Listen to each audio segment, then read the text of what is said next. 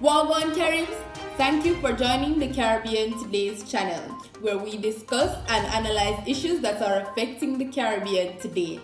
I'm your host, Shanique. Thank you for joining us. On today's show, we'll be discussing whether or not the Caribbean is characterized by grave intolerance and mistrust on all levels. I would first like to share my opinion on intolerance. Where it comes to intolerance, colonization has definitely contributed to this. Now, let me say that the Caribbean has definitely come a far way from where it was in the 15th century. During the initial phase of colonization and exploitation in the 15th century, the belief system of Roman Catholicism was preferred by the Spaniards. This brings me to how religion has contributed to intolerance in the Caribbean. Crime rate was high, kinda like now, and the Spaniards thought that converting the native people would bring a certain degree of calmness in the region. So in other words, conversion leads to salvation, which leads to a better colonial system for them. Can you imagine in the 20th century, students are still getting turned away from school for wearing dreadlocks or their natural hair? Indian students, Caucasian students, even Asian students can wear their hair as naturally as it is grown from their head.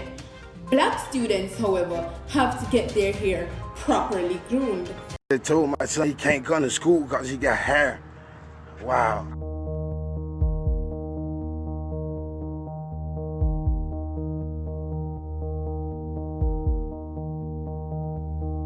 A family of a Christ the King middle school student in Terrytown claims their daughter was sent home from school because of her hairstyle.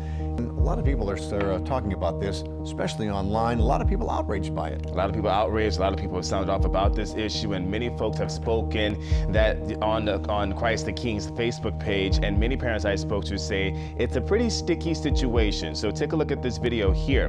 Now, as you can see in this video, the child is very upset and distraught, and family members tell us school leaders implemented the policy over the summer. However, they say there was not a notice sent home to inform parents of the new hair policy. They say the young girl attended a teacher-parent meet and greet before school started.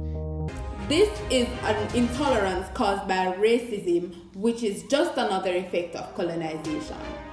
Religions of African origin such as the Haitian Voodoo, Cuban Santeria, Rastafari in Jamaica, and Orija Shango of Trinidad and Tobago are all marginalized. A team from the Encyclopedia of Caribbean Religion conducted a survey in 2018 where over 23 million people from the Caribbean were asked which religion they belong to. The dominant response, of course, being religions of European origin. This is because to this present day, such African religions are viewed as unacceptable or demonic cults. But have you ever watched the movie?